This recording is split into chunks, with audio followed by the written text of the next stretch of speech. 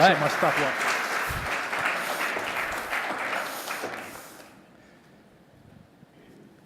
Hi, everybody. Good evening. It's an honor to be among so many distinguished Broncos. My affiliation with Santa Clara University began 50 years ago, as a matter of fact. I was working on my Boy Scout Eagle project, mapping all the various old missions of Santa Clara. So the next time you depend upon the official Santa Clara map, just keep in mind it was originally designed by a 13-year-old Presbyterian boy from Sunnyvale. Now, what I propose to do tonight is give 3 speeches, all in 15 minutes. So I need some help. I need somebody to watch down here. Anybody got a watch? You do. Okay. Every 5 minutes, I want you to go like that, and I'll switch speeches, okay? Now, let's begin with a poll, because I want to characterize who we are. So let's go back through the decades of Santa Clara history and what years you graduated. So anybody here from the teens? Oh, I saw some young people. Okay. How about from the aughts? There we go. 90s? 80s? 70s? There we go. There's the sweet spot. There's the lump in the snake. Did I say 60s yet? 60s. 50s. Those will all be males raising their hand. 40s. 40s, all right.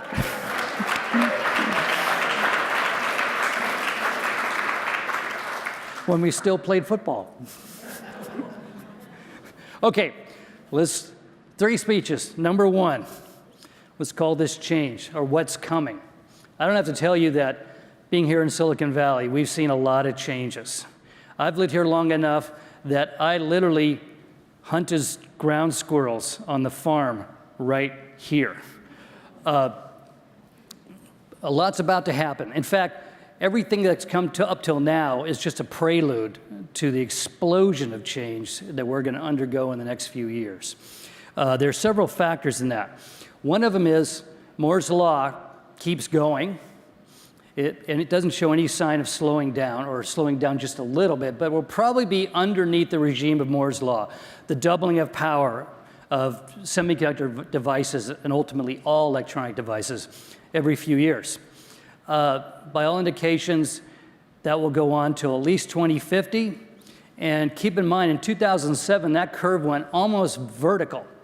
So the amount of change that we're experiencing every year now is about equal to 30 years of technology history if you went back into the 60s or 70s. So it's astounding what's happening to us right now. A second thing is occurring too, which you may have noticed. You may have noticed driving up here. See all those cranes over there? Yeah, well, there's a long curve in Silicon Valley history, and those of you who graduated in the 70s and 60s and all that have actually seen it. Most people in Silicon Valley are so new, they don't know it exists. And that's a long curve that swings between hardware and software. And for the last almost 20 years, we've been defined by the software world. It's a world of applications, code, you know, all the things that run our devices. That world has dominated the technology industry. That world is composed mainly of code writers. They're young, they're single, they like to live in urban areas. And so San Francisco has really been the center of gravity of the technology revolution since about 1995. Before that, it was down here. Well, the pendulum has begun to swing back rapidly and back to hardware. And the center of gravity of Silicon Valley is now moving down here. In fact, I've even written, you can make a pretty good argument if you drew a compass in a 5-mile or 10-mile diameter, the new center of Silicon Valley is literally right here. It's in the triangle between 85, 101, and 237. From here, you can almost look in every direction and see a major company, from Intel to the Apple Death Star to Tesla to Google, to Facebook, to LinkedIn in downtown Sunnyvale. This is where it's all beginning to happen again. And this world, this era, is usually defined by older people, engineers, married. They prefer suburban life because they can put their kids into school. And that's going to change the complexion of Silicon Valley radically. You know, the world of the slightly spectrum code writers riding the buses to San Francisco is actually approaching an end. And the boom you're seeing around you right now in real estate and other development is going to accelerate down here in the South Valley. It's going to spill over the hills into Tracy and head further south all the way over 152 probably. So the valley's growth is just beginning. If it seems crazy now, just wait. The third cycle is, of course, the 4-year boom-bust cycle. And we're about, can't you sense it? Things are about to slow down. We just can't keep doing this. I mean, I was stuck in gridlock the other day at 11 o'clock in the morning on 280. Now, I'm sorry, this is not livable. The houses in my neighborhood, because we're bicycle and electric car distance from the Death Star, the prices have doubled in the last year. That's nice, but you know, for those of us with a mortgage, but for anybody who wants to move here, it's impossible. That usually signals a downturn. I suspect that by this summer or next fall, the valley will go through a bust. Not as bad as 2000 or one of those, 2008, but a bust. And that's actually a salutary thing, because good times benefit big companies. Bad times benefit entrepreneurs. If you're going to start a company, downturns are the best time. Why? Because you got lots of free time, because you've been laid off. But there's also a lot of talent. There's also a lot of talent floating around that you can pick up, that you can't pick up during boom times. They're working. Now they're laid off too. The big companies are distracted, dealing with their problems, and the VCs are awash with money, and they start moving up the food chain to earlier rounds. So if you're planning on starting a company, now's a good time. So, okay, clock's ticking, 5 minutes. So, what does all this mean? What are we going to see in the near future? Well, we just heard too from Dr. Villert, AI and robotics. Let me add to that list now with other things that are coming. Autonomous vehicles, drones, mobile medical devices. I don't know if you guys realize, probably because it's not taking place in the United States yet because of FDA problems, but around the world, especially in places like India, there is a mobile medical revolution going on where more and more devices are going to be used to track your body's processes and tell it to your phone. And your phone's going to tell to all your stakeholders, your family, your doctor, the hospital, your insurance company, your employer. It's going to measure everything. And increasingly, those devices are not going to be outside your body that do the measuring, but inside.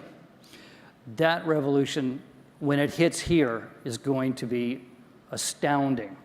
There'll be so many products being introduced, it'll happen so fast that literally our heads will spin. Transformed homes. You saw the tiny home designs, but it's going to be much more than that. Often unremarked is the fact that technological revolutions many times have their biggest effect on the construction trades. Look at a house from 1920 with the garage in the alley out back, the house in the 1950s with a big picture window with the garage for the car right there in the front of the house. Now the modern turned inwards castle where we have our home office. We don't know what comes next, but it's going to come. It's inevitable. New types of retailing. Amazon's opening stores all over the place where you go in and you shop, but you don't fill a shopping cart. You just hold the item up and it records it, and then they load up your car for you with those items. Retailing is going through a massive transformation right now, and the battle between Amazon and Walmart is going to be fun. I mean, we're going to all benefit from that one. And then the big things, like the Internet of Things. You guys know what the Internet of Things is, right? That's when your devices talk to each other and to your computer and your phone, and you're not in the conversation. They're just sort of watching out for you. You know, they start your car in the morning and they open the garage door and they've already figured out your best route to the meeting you're going to, and they've reserved a parking place when you get there. All of this is going on around you. And they suspect this is going to be 10 times bigger than the internet we know. And what's going to drive that? New types of computation, especially quantum computing.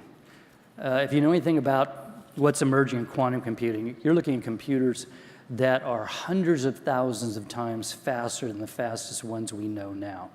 It's going to take a while to emerge, but there's a thing called Malone's Law. And Malone's Law says that any new technological revolution arrives slower than we predict, but faster than we're prepared for. And when that kind of quantum computing and Internet of Things arrive, it's going to create social dislocation for all of us, and we'll be coping rather rapidly. We had 5 minutes yet? 1 minute. I'll go to speech two, because I borrowed a little time at the front. Okay, so all these changes, what does that mean? Well, we're kind of used to change here in the Valley, right? But this is not an evolution. This is a revolution. We are literally undergoing a historic phase change. We think of phase change as a term from science. Think of water, ice, and steam. Now, the rules that govern water are one thing, it's hydraulics. The rules that govern ice, even though it's the same thing, the rules that govern ice are different. They're solid-state physics, okay? And the same goes on with steam. A phase change is a fundamental shift in what exists in such a way that everything about it is different. The rules change, life changes, our interactions with the changes. The scientific revolution has now reached the point, the digital revolution has now reached the point that we are on the brink of a phase change. It's begun. In fact, venture capitalist Bill Davidow and I are in the midst of working on a large book, our first one since Virtual Corporation, on just this subject. There are small phase changes and big ones. Small ones are, look at your kitchen. Okay, you go in your kitchen, it kind of looks the same, right, as it did when you were a kid. There's a refrigerator, there's a stove, there's a sink, dishwasher. But think of how differently we use that kitchen. Nobody cooks in there anymore. You put it in the microwave. Your refrigerator is now going to contact the internet and order food for you, to fill it back up. We don't eat at a table much anymore. It's just sort of like a drive-through. So we have the same kitchen, but we're using it differently. The rules have changed. That's a small phase change. Another one, another small change was the stirrup. The invention of the stirrup 2,000 years ago suddenly made mounted warfare possible. That changed the nature of the world, of nations and monarchies and everything else, because now you could ride in a battle holding a lance and stand up. Seems small, but it changed a lot of things. Every once in a while, we get an epical phase change. We've only had two in recorded human history. We had the agricultural revolution, and we had the industrial revolution. Now, to give you an idea of the magnitude of these things, the Renaissance isn't an epical phase change. It didn't really affect that many people. The Industrial Revolution really did, and so did the Agricultural Revolution. Agricultural Revolution, one day you're driving goats across the countryside, you're migrating continuously. Next thing you know, you're living in Jericho, and you're pounding wheat into bread and making beer, and you have a town, and you have a government, and you have all those things. Industrial Revolution, 20 generations of your family has worked on a farm. All of a sudden, you leave the farm, move to the city, work at a factory, go to public school. All of those things have occurred in just a matter of a couple lifetimes. So we are now heading into a third such phase change. And this one is the autonomous revolution. And just like the two before it, everything changes. All the rules change. I say autonomous because we are creating things that are beginning to think for themselves. Not sophisticated thinking, but are capable of autonomy. And as we do that, we multiply our power. We multiply our reach, but we also surrender a lot of our liberty. And in that dialectic, we really don't know what's going to emerge from that. What we know from past phase changes, epical phase changes, is we don't really remember what it was like before they happened. You know, if you were came from a generation of hunter-gatherers, and suddenly you're in a city, you don't really remember what life was like that much. We have a few, beforehand, we have a little bit of memory. We can read Gilgamesh, you know, but even that's kind of after the agricultural revolution. We don't really know what it was like to be a caveman. Same thing with the Industrial Revolution. We have a few books that were written before and memories and paintings and all that, but how did people think before the Industrial Revolution? We really don't know, because the rules have changed so fundamentally. It creates sort of a collective amnesia. Well, the world we're living in right now is going to be pretty much forgotten over the next 25 years as we enter into this new thing. And think about your own lives up till now. Do you remember what it was like to live before the internet, before cellular phones? Your children don't. They have no idea. They can read about it, but that's forgotten. New rules are going to be emerging. And at the moment, we have no idea what they are. And so, okay, done. But the bottom line is we have to learn these new rules, and we have to learn them fast. Why? Because the history of these revolutions is, until we learn the new rules, we go through a period of difficulty and strife and warfare and bloodshed and all sorts of terrible things until we catch on how the new game is played. So our task is to find those new rules as quickly as possible. We can't predict them. Looking at a bowl of water, you can't predict what it's going to be like when that turns into ice, what that means. You have no idea what shape. We don't know that. One of the few things that is unique in chemistry is water, when it turns into ice, gets bigger. That's why ice floats. That's why the Earth hasn't frozen, because we keep water on the bottom of our lakes, on the bottom of the ocean. We don't know that until we see it. We can't predict it. So that brings us to Santa Clara University. The major task of this university in the years to come is to help find those rules and to apply to those new rules the morality and the faith that we'll need to learn how to live with them. And Santa Clara has already begun that process. We see that with the new Sobrato science operations. We see it with the STEM program.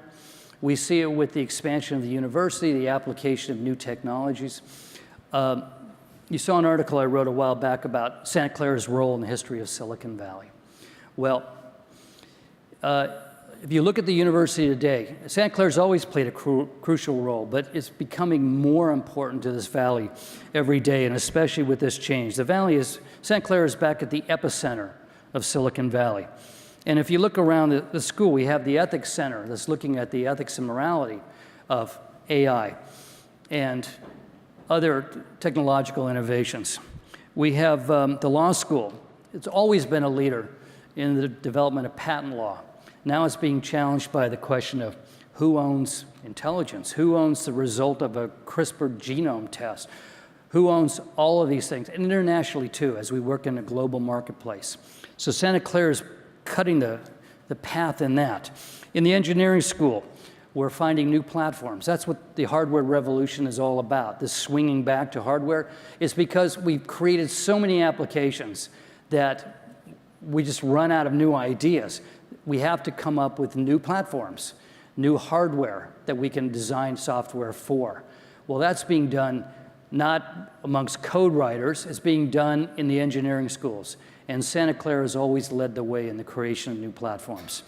The business school, not only is it training a new generation of leaders to work in these new rules, but it's also uncovering new models of global commerce, and it's training a new generation of entrepreneurs to find opportunities in this phase change and to compete in the future. So Santa Clara University has already begun its own phase change, and one that will, with luck, combine the rules of the autonomous revolution with the unique values taught by a Jesuit institution. It's a great quest for this university and a needed one. And as a result, Santa Clara seems destined to play a vital role in the new world to come. And I can say with certainty at this point, from everything I've learned, that Santa Clara's greatest destiny still lies in its future. And if you look around at each other, I hope you can be part of that future. History will record that you were the people who represented Santa Clara University during Silicon Valley's golden age. Thank you.